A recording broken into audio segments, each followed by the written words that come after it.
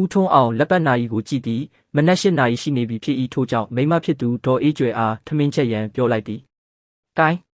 ဒေါ်အေးကျွယ်မင်းနဲ့သမီးကြီးမနက်စာထမင်းချက်ကြတော့ကွာ။ရှင်ကလည်းလေစိတ်ကပစ္စည်းတွေတောင်အကုန်မရောက်သေးဘူးလေပစ္စည်းတွေအကုန်ရောက်မှချက်ပြုတ်ရင်မကောင်းဘူးလားဟုဒေါ်အေးကျွယ်ကပြန်ပြောသည်။လေစိတ်ကပစ္စည်းတွေကိုကြံတဲ့လူတွေတဲကြလိမ့်မယ်ဟေ့လေစိတ်ကပစ္စည်းတွေအကုန်ရောက်မှဆိုရင်နေမွန်းတဲသွားလိမ့်မယ်တို့ကအခုမှပြောင်းလာကြတဲ့လူတစ်နေရာတစ်ဆိုတော့ကြိုတင်ချက်ပြုတ်စားတောက်ထားတာကောင်းပါတယ်နေမြင့်မှဆိုကလေးတွေလည်းစားကုန်တော့မှာပေါ့အခုလောလောဆယ်တော့ဟိုတစ်ပင်အောက်မှာပဲချက်ပြုတ်လိုက်ကြရေတွင်းလဲနီးလဲနီးတယ်ငါအင်ကြီးစီကိုတွားပြီးတော့ဖွင့်လိုက်မယ်ခုပြောပြီးဦးထွန်းအောင်သည်မြေ၃ယောက်တို့ဘက်ကိုလှည့်ကြည့်သည်မြေ၃ယောက်တို့မှလည်းနေရာတစ်ခုသို့ရောက်နေ၍စကားပြောခြင်းတွာလာခြင်းပြေးလွှားစော့ကစားခြင်းမလုပ်ရဲကြသေးပဲငြိမ်ကုတ်ပြီးထိုင်နေကြသည်ကိုင်းငါမြေတွေကလည်းစော့ကျင်စော့ကစားနေကြတိတ်ပြီးအဝေးတော့မသွားကြနဲ့ဦးဒါကဘိုးဘိုးငွေ300ပေးပြီးဝယ်ထားတဲ့ခြံကြီးပါပဲခုပြောထားခဲ့ပြီးဦးထွန်းအောင်အင်ကြီးစီကိုရှောက်သွားသည်ဦးထွန်းအောင်ကတစ်ကုံတဲ့ကြီးဖြစ်သည်ထို့ကြောင့်တီရခိုင်ရုံးမှတောင်ကြီးတစ်ခု၌ပြင်းကတိုးတင်များပေါ်သဖြင့်တစ်ထုတ်လို့ရန်အတွက်တီနေရာဒေသကိုရွေးချယ်လိုက်သည်ထို့နောက်ရွာနှင့်တမိုင်မြလမ်းပြီးပုံမိုတောင်ကြီးကြသောတီချန်နှင့်အင်ကြီးကိုပါဝယ်ယူလိုက်သည်တီအင်ကြီးမှာနေထိုင်ပြီးပင်တစ်လုပ်ငန်းကိုလုပ်ကင်ပြီးဖြစ်သည်ထို့ကြောင့်မိသားစုကိုတပါးရဲပြောင်းလာခဲ့ခြင်းဖြစ်သည်ဦးထွန်းအောင်မှာတားကြီးကျော်ထွန်းအေးသမီးကြီးငွေရင်အေးသမီးငယ်ငွေရင်မြုံဟုတားသမီး3ယောက်ရှိသည်တားကြီးနှင့်သမီးကြီးတို့ကအိမ်အောင်ကြပြီးတားကြီးမှာကလေး2ယောက်သမီးကြီးမှာကလေး1ယောက်အသီးသီးရှိနေကြပြီးသမီးငယ်ကယခုမှအသက်19နှစ်မြရှိသေး၍အိမ်အောင်လည်းမကြသေးပေထို့ပြင်အိမ်ကူအဖြစ်အမျိုးသမီး2ယောက်နှင့်အမျိုးသား3ယောက်တို့လည်းပါလာကြသေး၍ဦးထွန်းအောင်၏မိသားစုသည်မနှဲပေထို့ကြောင့်လည်းလုပ်ငန်းသဘောအရကြာကြာနေထိုင်ရန်အတွက်ဦးထွန်းအောင်တီချန်နှင့်အိမ်ကြီးကိုဝယ်ယူလိုက်ခြင်းဖြစ်သည်ခြံဝိုင်းကြီးကလည်း10ဧကကျော်မြကျယ်ဝန်းသည့်တီချန်ကြီးကိုစတင်တည်ထောင်ခဲ့သောမူလပိုင်ရှင်သည်ဂျပန်များတိုင်းပြည်ထဲသို့ဝင်ရောက်စအချိန်တွင်ရောက်ရှိလာပြီးတီနေရာ၏မြေလွတ်မြေရိုင်းကြီးကိုခြံအဖြစ်ဖန်တီးကာလွတ်လပ်ရေးရပြီး၍တိုင်းပြည်ပြန်လည်ငြိမ်သက်သည့်အထိကာလတစ်လျှောက်လုံးသူ၏မိသားစုများနှင့်အတူ10နှစ်ကျော်မြနေထိုင်သွားခဲ့သည်ယခုတဖန်ဦးထွန်းအောင်ကတစ်လုပ်ငန်းကိုအကြောင်းပြုပြီးတန်မိုးငွေ300ကျပ်ဖြင့်ပေးဝယ်လိုက်၍ဦးထွန်းအောင်၏ခြံဖြစ်လာခဲ့ရသည်ယခုဆိုလျှင်မူလပိုင်ရှင်များပြောင်းရွှေ့သွားကြသည်မှာ3လခန့်ရှိခဲ့ပြီ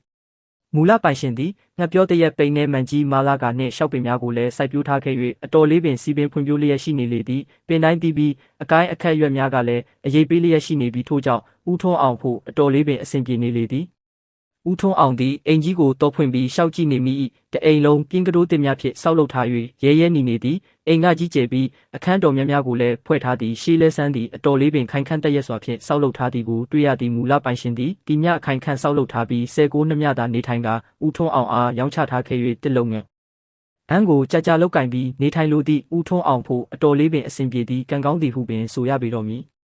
ထိုခိုက်မှာပင်ဆူဆူညံ့ညံ့ဖြင့်အမေဟုမြေတဆူတို့၏အော်ဟစ်ငိုကြွေးပြီးထွက်ပြေးကြတံကိုကြားလိုက်ရ၍ဦးထွန်းအောင်အင်ကြီးပေါ်မှပြေးဆင်းပြီးလိုက်သွား၏အိမ်ရှိသို့ရောက်၍ကြည့်လိုက်ရာကလေးများသည်ထမင်းဟင်းချက်ပြုတ်နေကြသောသူ့အမေနှင့်သူ့အဖွားတို့အနားတွင်စူးရက်ကကြောက်လန့်တုန်လှုပ်ပြီးမျက်ရည်များဆိုဝိုင်းနေကြသည်ကိုတွေ့လိုက်ရသည်ဟင်းငါမြေတွေဘာဖြစ်ကြတာလဲအဖိုးကိုပြောကြစမ်းဘာကိုကြောက်လို့အော်ဟစ်ကြတာလဲဒလူးကြီးဟုအကြီးမလေးကအတန်တုံတုံဖြင့်ပြော၏ဘာဦးထွန်းအောင်၏အတန်ကျဲလောင်သွား၏အကြီးမြင့်မလေးကမျက်လုံးလေးများပြူးဝိုင်းလျက်ထပ်ပြောသည်ဟိုအနားမှာဘလူးကြီးဟုပြောပြီးခြံကြီး၏အနောက်မြောက်ထောင်ဘက်ကိုလက်ညှိုးထိုးပြသည်ထို့ကြောင့်ဦးထွန်းအောင်အပါဝင်အနားမှာရှိနေကြသောလူအလုံးပင်အကြီးမလေးလက်ညှိုးထိုးပြသည့်ခြံထောင်ကိုအကြည့်ရောက်သွားကြသည်ခြံထောင်သည်ယခုထမင်းချက်နေကြသည့်နေရာနှင့်လူကြီးကဲတစ်ပြစ်ခန့်လှမ်းသည်ထိုနေရာတွင်ကျိုးတိုးကျဲတဲ့အပင်လေးများပေါက်၍လည်းရှိသည်ဦးထွန်းအောင်သည်ထိုနေရာကိုစိုက်ကြည့်ပြီးဖြည်းဖြည်းမှန်မှန်လျှောက်သွားသည်ဦးထွန်းအောင်ထိုနေရာနှင့်15လန်ခန့်အနီးသို့ရောက်လျင်တက်ကဲပင်များ၏အကြားကလူကြီးတစ်ဖက်သားခန့်ရှိသောဖွဲနုရောင်လူကောင်းနှင့်တူသောခေါင်းကြီးတစ်လုံးသည်မြေကြီးထဲသို့တဖြည်းဖြည်းနှိမ့်ဆင်းပြီးခြိုက်ဝင်သွားသည်ကိုတွေ့လိုက်ရသည်ထို့ကြောင့်ဦးထွန်းအောင်လည်းမျက်လုံးပြူပြီးကြက်တီးမွေးညင်းများထောင်ထသွားလေသည်ခပ်ပါပါတက်ကဲပင်များရှိနေ၍ထိုကောင်းကြီးသည်လူဦးကောင်းနှင့်တူသည်ကိုတွေ့လိုက်ရသောကြောင့်မိစ္ဆာကြီးတစ်ကောင်ကောင်၏ဦးကောင်းကြီးသာဖြစ်နိုင်ကြောင်းကိုလည်းနားလည်လိုက်သည်ထို့သို့စဉ်းစားရင်းကဦးထွန်းအောင်မှာတာရိပ်ပင်ကြောက်လန့်သွားရလေသည်ဒုက္ခပဲဟုလည်းအတန်တိတ်စွာဖြစ်လိုက်တော်လဲမြေကလေးများမှာထိုမိစ္ဆာကောင်ကြီးကိုကိုယ်တိုင်မြင်လိုက်ကြ၍အကြောက်မပြေသေးပဲမျက်လုံးကလေးများပြူးဝိုင်းပြီးထိုဘက်ကိုသာစိုက်ကြည့်နေကြလေသည်ဦးထွန်းအောင်၏စိတ်ထဲတွင်လည်းအတော်လေးပင်လေးလေးတေးတေးကြီးဖြစ်ပြီးကြောက်လန့်နေမိသည်ဤချံကြီးကိုဝယ်ယူလိုက်မိသည်မှာကြီးစွာသောအမှားကြီးတစ်ခုကိုကျူးလွန်မိသလိုပင်ဖြစ်သွားရလေပြီလားဟုလည်းတွေးနေမိသည်သို့သောသူ၏ကြောက်နေမိသောအမှုအရာကိုအိမ်သူအိမ်သားများမရိပ်မိစေရန်အတွက်အတက်နိုင်ဆုံးထိန်း၍နေသည်အဖြစ်ကိုနောက်နေ့တွင်ရွာသားများအားပြောပြပြီးအပြေရှာမည်ဟုလည်းတီးထားလိုက်သည် ထို့နောက်ရေစိမ့်မှပစ္စည်းများကိုတွားတယ်နေကြသောတာသမတ်အလုသမားများရောက်လာကြလျင်နေ့လယ်စာထမင်းစားတောက်ကြသည်ထမင်းစားတောက်ပြီးနောက်အိမ်တွင်အိမ်ပြင်လှည့်ကျရှင်းလင်းပြီးပစ္စည်းများကိုအိမ်ပေါ်သို့ရွှေ့ပြောင်းကြသည်အောက်မှထားမိပစ္စည်းများကိုလည်းသူ့နေရာနှင့်သူအဆင်ပြေအောင်ထားကြသည်ညနေပိုင်းသို့ရောက်လျင်နေရာသစ်အိမ်သစ်ဖြစ်၍ညနေစာထမင်းကိုခတ်စောစောပင်ချက်ပြုတ်ပြီးစားတောက်ကြသည်ညနေစာစားတောက်ပြီးချိန်၌နေညိုယုံများသာရှိသေးသည်ဦးထွန်းအောင်သည်တွားကြထိုးရင်မတိမတာပြတင်းပေါင်နာသို့ကတ်သွားပြီးခြံကြီး၏အနောက်မြောက်ထောင်ဘက်ကိုလှမ်းကြည့်ပြန်သည်ထိုအခါတွင်လည်းမနက်ပိုင်းကမြင်လိုက်ရသောတက်ကယ်ပင်ဖုန်နာကဖွဲနုရောင်မိစ္ဆာကောင်းကြီးကိုမြင်ရပြန်သည်ဦးထွန်းအောင်ကြက်တီးဖြန်းဖြန်းထသွားရပြန်သည်နောက်ဖက်ကဝင်လူဆဲဆူရှာရှာနေအောင်ထိုးနေ၍ခေါင်းကြီးကိုတဲကွဲစွာဖြင့်မြင်နေရသည့်အစိမ့်တရေများထက်ပိုကြီးပိုဆိုးသောဖုတ်ပြိတ်တာအင်းပီလူကြောက်ပီလူဟုကြားဘူးသောမိစ္ဆာကြီးစားတဲ့ကသာဖြစ်ဖွယ်ရှိသည်ဟုဦးထွန်းအောင်တွေးသည်ဦးထွန်းအောင်သည်အိမ်သူအိမ်သားများရိပ်မိသွားကြမည်ဆို၍တည်င်းတကားကိုပြန်ပိတ်ကာဧခန်းတွင်စင်ကြံလျှောက်နေမိသည်စိတ်သည်လည်းအတော်လေးပင်လှုပ်ရှားနေသည်တအောင်လေးကြာတွင်နေဝင်သွား၏ဦးထွန်းအောင်တည်င်းပေါက်နာသို့ကတ်သွားပြီးဖွင့်ကြည့်ပြန်သည်ထိုအခါတွင်လည်းထိုကောင်းကြီးကိုမြင်နေရမြဲဖြစ်သည်တက်ကယ်ပင်လေးများကျိုးတိုးကျဲတဲ့ကွယ်နေ၍ရှင်းလင်းပြတ်သားစွာဖြင့်မမြင်ရတော့လဲထိုမိစ္ဆာကောင်းကြီးသည်အိမ်စီသို့လှမ်းကြည့်နေသည်မှာတေချာနေသည်ထို့နောက်မိုးချုပ်လာသည်နှင့်ထိုမိစ္ဆာကောင်းကြီးရှိနေသောနေရာကမိကဲ့သို့ရဲရဲနီလာလေသည်ထို့နောက်အိမ်ခေါင်မိုးပေါ်သို့တဲလိုလိုမိုးဆက်ပေါက်လိုလိုတဖြောက်ဖြောက်ကျလာလေသည်အိမ်သူအိမ်သားများကအထူးဆန်းဖြစ်ပြီးခေါင်မိုးပေါ်ကိုမောကြည့်ုံများသာကြည့်နေကြတော့လဲဦးထွန်းအောင်ကမူဤဒီမှာမိစ္ဆာကောင်းကြီး၏လက်ချက်သာဖြစ်သည်ဟုအလိုလိုသိနေသည်ထို့နောက်တဖြောက်ဖြောက်တံများသည်ပိုမိုကျဲလောင်လာ၏တဖြောက်ဖြောက်မှခဲလုံးများမြေခဲလုံးများဖြင့်ဖြစ်ပေါက်တကယ်သို့တန်းဘုံဘုံတရုံလုံးကျလာလေသည်သို့မှအိမ်သူအိမ်သားများသည်လည်းတရေချောင်မှန်းကိုတီးသွားကြလေသည်အိမ်တကားများကိုလည်းလုံအောင်ပိတ်ထားလိုက်ကြသည်ငါသားငါမြေတို့မကြောက်ကြနဲ့ကွတရေချောက်လို့တေးတယ်ဆိုတာလည်းမရှိပါဘူးမကြောက်ဖို့ပဲလိုတယ်စိတ်ကိုတင်းတင်းထားကြဟုပြောပြီးဦးထွန်းအောင်သည်နှလုံးပြူးတနက်ကြီးကိုကောက်ကင်လိုက်၏ထိုအချိန်၌အိမ်ကြီးကိုကင်လုတ်သလိုပြေးတိုက်သလိုပင်ကျန်းလာလေသည်လေးတောင်ဖွင့်လေးကန်းအိမ်ရှိအိမ်နောက်လက်ခံပါသောပြင်းကတိုးအိမ်ကြီးသည်ပင်တိမ့်တိမ့်တုံနေလေသည်ထိုအချိန်၌လာရောင်သည်လည်းခပ်ပပများသာရှိသည်ဦးထွန်းအောင်သည်တကားပေါက်များကိုမဖွင့်ရဲပဲစကလေးဝင်ပေါက်မှအပြင်ဘက်ကိုချောင်းကြည့်သည်အပြင်တွင်လူတို့ထက်၄-၅ဆခန့်ကြီးသောတရဝါကြီးတစ်ကောင်သည်အိမ်ကြီးကိုလှည့်ပတ်လျက်ကိုင်းလုတ်ပစ်တိုက်နေသည်ကိုထင်ထင်ရှားရှားမြင်နေရသည်ထို့နောက်ကျဲလောင်စွာဖြင့်လည်းတက်ခေါက်သေးသည်အိမ်သူအိမ်သားများမှာအိပ်ပင်မအိပ်ရဲကြတော့ပဲအိမ်ခန်းအလဲတွင်စုထိုင်ပြီးသားတုတ်တုတ်များမလုပ်ရဲပဲငြိမ်ကုန်နေကြသည်ဦးထွန်းအောင်၏တသက်တွင်ဒီညအထိကျန်းသော၆လန့်ချင်းမျိုးကိုမကြုံဘူးသလိုကြားလဲမကြားဘူးပေခင်ကမူဦးထွန်းအောင်သည်တစေတရေများကိုတိတ်ပြီးကြောက်လန့်တတ်သူမဟုတ်ပေယခုပတ်ပင်းရင်ဆိုင်တရေကျန်းကြီးနှင့်ကိုယ်တိုင်တွေ့ကိုယ်တိုင်ကြုံလာရသောအခါမကြောက်၍မရတော့ပေတရေကျန်းကြီးသည်အိမ်ကိုလှည့်ပတ်ပြီးကိုလုံးကြီးနှင့်ပုတ်တိုက်သည်ကိုမြင်နေရသလိုကျဲလောင်သောတက်ခေါက်တန်ကြီးကိုလည်းကြားနေရသည်လက်ထဲတွင်နှလုံးပြူးတနက်ကြီးကိုကင်ထားပါလျက်မပြည့်ရဲသည်မှလည်းနောက်ဆက်တွဲဖြစ်ကောင်းဖြစ်လာနိုင်သောပြဿနာကိုစဉ်းစားမိရဖြစ်သည်တနက်ဖြင့်ပြစ်လိုက်၍မြင်နေရသောတရေမိစ္ဆာကောင်းသည်တေသည်ဖြစ်စေအချောက်လန့်ရက်တန့်သွားသည်ဖြစ်စေတော်ဤမရက်တန့်ပဲပိုဆိုးလာခဲ့လျင်အထိန်သိမ်းရပိုပြီးခတ်သွားနိုင်သည်တမိသားစုလုံးအသက်အန္တရာယ်ကြောက်ရောက်သည့်အထိပင်ဖြစ်ကောင်းဖြစ်လာနိုင်သည်တချို့တရေများတွင်တက်ရှိသေးတချို့တရေရှိသလိုတက်၍မသေးသောတချို့တရေဟူ၍လည်းရှိသည့်အကြောင်းကိုကြားဘူးသည်အခုတို့ကံအလျောက်ကမစိတ်တိတန်ကိုဖြင့်ဖြစ်လာသောတချို့တရေများကိုတက်၍တေကောင်းတေမီဖြစ်တော်လဲအင်းပေတင်စသောအောက်လန်းပညာရှင်များဖန်တီးထားသည့်တချို့တရေများကိုမူအခြားလူများတက်၍မသေးဖန်တီးရှင်ကိုယ်တိုင်တတ်မှတေသည်ဟုဆိုကြသည်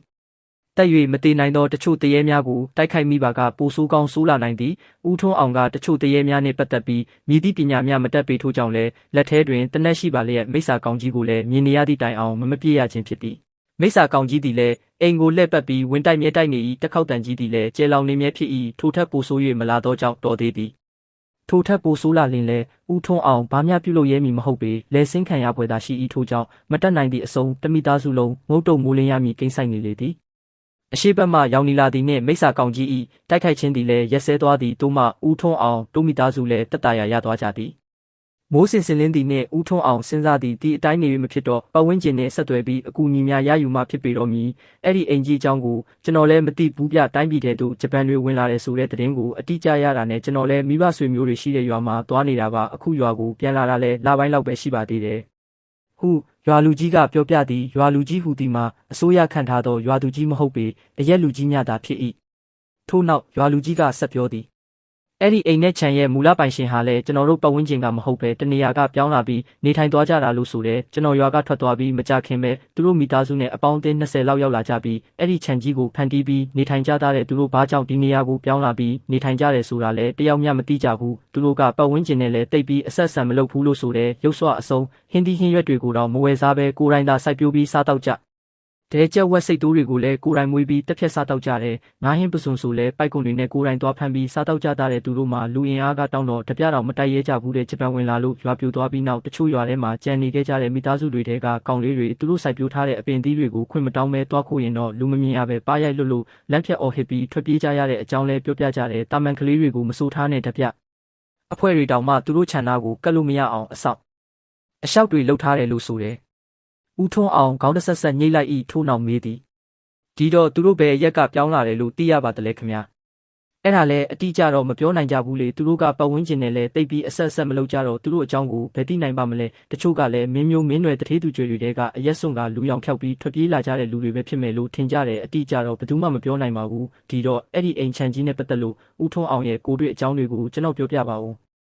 းဟုရွာလူကြီးကဆို၍ဦးထွန်းအောင်ကသူတွေ့ကြုံရသောကံကဲသည့်မနက်ကကလေးများလမ်းဖြတ်အော်ဟစ်ထွက်ပြေးကြသည့်ဖွဲနောင်မိစ္ဆာဦးကောင်းကြီးနှင့်တကွတညလုံးအချောက်လန့်ခံခဲ့ရသည့်ဖြစ်ကြောင်းကုံစင်ကိုရွာလူကြီးအားပြောပြလိုက်သည်ဒါဆိုအခြေအနေကတော်တော်ဆိုးတာပဲအတော်ကြီးချမ်းတယ်လို့လည်းပြောနိုင်ပါတယ်ခမညာအဲ့ဒီခြံကြီးကိုမဝယ်ခင်ကျွန်တော်တို့ရွာသားတွေကိုအရင်မေးစမ်းတီးခေါက်ကြည့်တင်တာပေါ့အခုတော့စွကြီးဝယ်လိုက်ပြီလို့ရှင်းမရဖြစ်နေပြီပဲမဟုတ်လားကျွန်တော်လည်းအခုလိုဖြစ်လာလိမ့်မယ်လို့မထင်ဘူးလေပြီးတော့ကျွန်တော်ကမျိုးသားဆိုတော့ဒီရွာအကြောင်းလည်းမသိပါဘူးဒါကြောင့်အဲ့ဒီခြံပိုင်ရှင်မိသားစုကိုလည်းဒီရွာသားတွေကမိသားစုတစုလိုပဲထင်တာဒါကြောင့်လည်းကျွန်တော်တစ်လုပ်ငန်းနဲ့ပတ်သက်ပြီးလုပ်ငန်းပြီးစီးတဲ့အထိနှစ်လကြာနေထိုင်လို့အဆင်ပြေမဲ့ခြံနဲ့အိမ်ကြီးဆိုပြီးဝယ်လိုက်မိတာပါဟုဦးထွန်းအောင်ကစိုးရိမ်တော့ကောက်ကိုခန်းစားနေရတော့လေတံဖြစ်ပြောလိုက်သည်ရွာလူကြီးတပ်ပြင်းချက်ကိုချဤမိမိထံသို့တလေးတစားလာပြီးအကူအညီအကြံဉာဏ်တောင်းခံနေတော့ဦးထွန်းအောင်ကိုလည်းတနာနေမိသည်ထို့နောက်ရွာလူကြီးကပြောသည်ဒီတော့ဦးထွန်းအောင်ဒီလိုလုပ်ကြည့်ဗျာဦးထွန်းအောင်ရဲ့အိမ်နဲ့ခြံကြီးကပုံနာကတိုက်ဖုတ်တိုက်ဘီလူးတိုက်ဆိုတာမျိုးဖြစ်နေလေတော့ဒီအဖြစ်မျိုးကိုတက်ကြွနားလေတဲ့လူကျွန်တော်တို့ရွာထဲမှာတယောက်တော့ရှိတယ်ကျွန်တော်သူ့ကိုခေါ်ပေးမယ်ဦးထွန်းအောင်တွားတွေ့တဲ့အခါဖြစ်ကြောင်းကုံစင်ဗေဒာတွေကိုပြောပြပြီးအကူအညီတောင်းကြည့်ပေါ့အဲ့လိုဆိုရင်မကောင်းဘူးလားကောင်းပါတယ်ဟေ့အကြီးကောင်ဝေစာကိုတွားခေါ်လိုက်စမ်းကွာငါခေါ်တယ်ခဏလာခဲ့ပါလို့ပြောလိုက်ရွာလူကြီးကပြောလိုက်၍အသက်30ခန့်လူရွယ်တယောက်အိမ်ပေါ်မှခတ်တုတ်တုတ်ဆင်းပြီးရွာကြားထဲသို့ရှောက်သွားလေသည်ထို့နောက်ရွာလူကြီးကဆက်ပြောသည်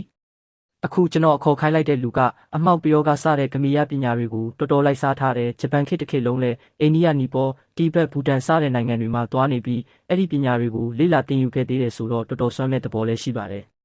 ဦးဝေစာမှာဤစာရေးသူ၏ဘိုးလေးဖြစ်သည်ငယ်စဉ်ကပင်စံပြသည့်ပညာရက်များနှင့်ပိန်တော်ဆေးစသောပညာများကိုဝါသနာကြီးသည်တစိုက်မက်မက်လည်းလိုက်စားသည်ထိုပညာရက်များဖြင့်ပင်တသက်ပတ်လုံးအသက်မွေးသွားသည်အိန္ဒိယမှပြန်လာတွင်ဆေးပညာမော်ပညာများအပြင်အလံပဲလည်းပြခဲ့ဘူးသည်ထိုနောက်ယောဂငွေဆိုးကြီးနှင့်ကြုံတွေ့လိုက်ရသောကြောင့်အလံမွားပြည့်သည့်အလုတ်ပြုတ်သွားခဲ့သည်ထိုအကြောင်းကိုနောင်တွင်ရေးသားရန်စိတ်ကူးရှိသည်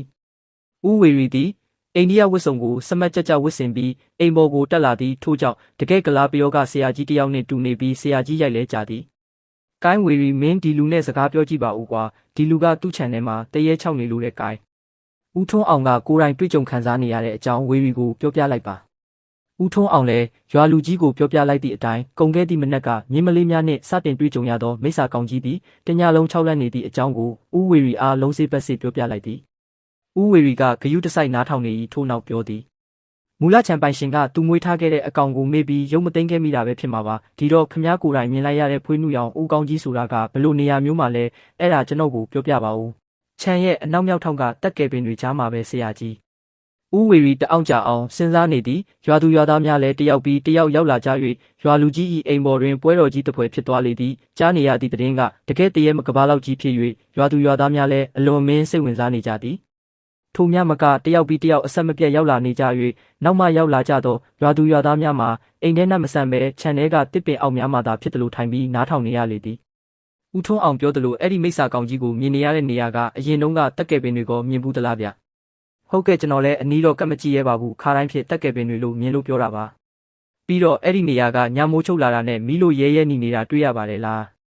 းဟုတ်ပါတယ်မိုးချုပ်တာနဲ့အဲ့ဒီနေရာကမီးလုံးကြီးလိုရဲနေနေတာတွေ့ရပါတယ်ဦးဝေရီတအောင်ကြအောင်စဉ်းစား၍နေပြန်သည်ထို့ကြောင့်ဦးထွန်းအောင်ကဝင်ပြောသည်ဟုတ်ပါတယ်ဆရာကြီးပြောတဲ့အတိုင်းအားလုံးမှန်ပါတယ်ဒီတော့ဆရာကြီးရဲ့ကျွန်တော်တို့မိသားစုကိုတနာသောအဖြစ်လိုက်ပြီးကူညီပေးပါဗျာဆရာကြီးတောင်းတလောက်လဲကျွန်တော်ပေးပါမယ်ဟုဦးထွန်းအောင်ကအလွန်အမင်းဦးဝေရီအားကိုးသောအမူအရာဖြင့်ပြောသည်ဟုတ်ကဲ့ကျွန်တော်လိုက်ကြည့်ပေးပါမယ်ဟုပြောပြီးရွာလူကြီး၏အိမ်ပေါ်မှဆင်းလာကြသည်ဦးထွန်းအောင်လည်းအတော်လေးပင်ဝမ်းမြောက်ဝမ်းသာဖြစ်သွားလေသည်သို့သောရွာသူရွာသားများကဖျားပွဲသွားသလိုတန်းရှည်ကြီးလိုက်လာကြ၍ထိုမြအထိမလိုက်ကြရန်ကို ရွာလူကြီးကပြောဆိုပြီးတားမြစ်ရပြန်သည်ထို့နောက်ရွာလူကြီးတို့တားမိရွာသူကြီးဦးထွန်းတဲ့နှင့်ရာအိမ်ကောင်း10အိမ်ကောင်း3-4ယောက်များခေါ်ပြီးဦးထွန်းအောင်၏အိမ်ချမ်းကြီးရှိရာဘက်ကိုရှောက်လာကြသည်ဦးထွန်းအောင်၏မိသားစုများမှာအိမ်ပေါ်မှာပင်မနေရဲကြဘဲအိမ်ရှိမှသာဆုထိုင်နေကြ၏ဦးထွန်းအောင်လူအတော်များများနှင့်ခြံထဲသို့ဝင်လာသည်ကိုမြင်လျင်ကြောက်ရွံ့နေသောတရုတ်မျက်လုံးများပြူးဝိုင်းပြီးကြည့်နေကြသည်ထို့ကြောင့်ဦးထွန်းအောင်ကပြောလိုက်သည်ဘာမှမစိုးရိမ်ကြနဲ့ကွယ်ဒီမှာညက6လက်နေတဲ့မိစ္ဆာကောင်ကြီးကိုဖမ်းဆီးပေးမဲ့ဆရာကြီးပါလာပြီဟုဦးဝေရီကိုမိတ်ဆက်ပြလိုက်၍အိမ်သူအိမ်သားများလည်းကြောက်စိတ်များရောပါပြီးဝမ်းမြောက်ဝမ်းသာဖြစ်သွားကြသည်ဦးထွန်းအောင်သည်မိသားစုများကိုထိုမျှသာပြောထားခဲ့ပြီးမိစ္ဆာကောင်ကြီးကိုမြင်တွေ့ရသောနေရာသို့ဦးဝေရီနှင့်ရွာလူကြီးများအားခေါ်သွားလေ၏အနားသို့ရောက်လျင်ထိုနေရာကိုဦးထွန်းအောင်ကလက်ညှိုးထိုးပြလိုက်သည်ဟိုနေရာပါဆရာကြီးဦးဝေရီကမတ်တက်ရက်လျက်ကြည့်ထို့နောက်ထိုနေရာကိုမနီးမဝေးမှကြည့်ပြီးဦးထွန်းအောင်အားပြောသည်အစကကျွန်တော်ပြောဘူးလားတက်ကယ်ပင်တွေမဖြစ်နိုင်ဘူးလို့စပက်လင်ပင်တွေပဲလေဟုတ်ကဲ့ကျွန်တော်အဝေးကလှမ်းကြည့်တော့တက်ကယ်ပင်တွေထင်လို့ပါဆရာကြီးစပားလင်ဖုတ်ကြီးနာတို့ကက်ကြည့်ရတကယ်ကိုဘလောက်ကွာကြီးဖြစ်ပြီးမျက်လုံးပြူးသွားကြလေသည်စပားလင်ဖုတ်ကြီးတစ်ဖုတ်လုံးအသက်ငင်နေသောလူတစ်ယောက်ပက်လက်အိပ်ပြီးအသက်ရှူလိုက်နေတကယ်သို့နှိမ့်ချီမြင့်ကြီးဖြစ်နေလေသည်ဦးဝေရီသည်ထိုနေရာကိုတအောက်လေးစိုက်ကြည့်နေလိုက်ပြီးနောက်လူအားလုံးတို့အားနောက်သို့ဆုတ်နေခိုင်းလိုက်၏ထို့နောက်ဆေးလွယ်အိတ်ထဲမှဆေးကျန်းတစ်စိတ်ကိုနှိုက်ယူပြီး10မိနစ်ခန့်မှန်းမုတ်ကာထိုနေရာကိုပေါက်ချလိုက်လေသည်ထိုအခါထိုနေရာမှဘလူးကြီးတစ်ကောင်အော်ကြီးတကယ်သို့အတန်းနဲ့ကြီးထွက်ပေါ်လာပြီးမီးလုံးကြီးတစ်လုံးမိုးပေါ်သို့ထောင်တက်သွားလေသည်ထို့ကြောင့်လူအားလုံးလည်းထိုင်သူထိုင်အော်သူအော်ထွက်ပြေးသူပြေးဘရုံးပြဲဖြစ်သွားကြ၏ထို့ကြောင့်ထိုအနားတွင်ဦးဝေတယောက်တည်းသာကြံနေခဲ့ပြီးဦးထွန်းအောင်အားလှမ်းပြောလိုက်သည်ဦးထွန်းအောင်တူးရင်းဖြစ်တူးစရာတစ်ခုသွားယူလိုက်ပါ